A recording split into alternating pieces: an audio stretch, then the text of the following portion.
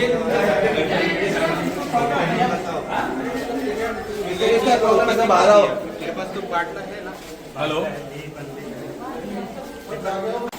5,500 जो तुमको 5,500 जो कंज्यूमर लिए अभी पहला कल्पना दिया था आप लोगों को, इन्फो किया था क्या कस्टमर लोग को पहली बार ट्रांसफर पहली बार आपको लैंग्वेज का प्रॉब्लम है, इधर के कस्टमर के बारे में जानकारी नहीं आपको, और आप डायरेक्ट 5,500 कस्टमर कंज्यूमर का ट्रांसफर किया। कैसे किया आपने? किसने किया?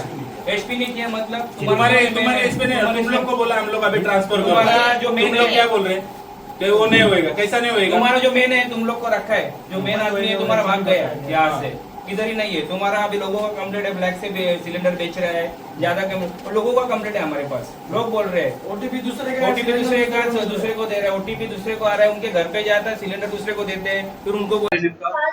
या ठिकाणी आता तुम्ही बघत असाल पूर्ण भारतामध्ये आज युद्धामुळे गॅसचा जो प्रॉब्लेम चालू आहे त्याचं सर्वसामान्य कुटुंबाला त्याची झळ बसत आहे। या ठिकाणी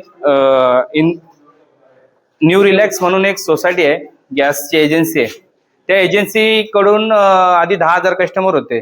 नार्कोप सोसायटी आधीच भ्रष्टाचारी सोसायटी म्हणून घोषित ती केली होती, त्या ठिकाणी 22,000 कंझ्युमर होते, त्यातून ती न्यू रिलॅक्सला ती 22,000 ट्रान्सफर केली होती। त्यातून त्या नागरिकांना 10,000 हिंदुस्थान सोसायटीला ट्रान्सफर केली, तेव्हाही नागरिकांना खूप मोठा त्रास झाला। आणि आताची परिस्थिती एकदम हालाकीची आहे, लोकांना सिलेंडर भेटत नाही, 25 दिवस वाट बघायला लागते। आणि अशा परिस्थितीमध्ये नार्कोप सोसायटीनी नाराकॉप नाही, रिलॅक्स मधून न्यू रिलॅक्स मधून नाराकॉप मध्ये न सांगता आम्हाला ट्रान्सफर केलाय अचानक। आता आमचं इकडेही बुकिंग नाही होत नाराकॉप मध्ये, आणि न्यू रिलॅक्स मध्ये पण बुकिंग नाही होत, आणि फोनही नाराकॉप वाले उचलत नाही। न सांगता आम्हाला ट्रान्सफर केलंय, काहीही विचार वापस गेला। आम्ही दुसऱ्या दिवशी गेलो तर मग तो बिलाक नाही गया। किती मागितले पैसे? 3,000।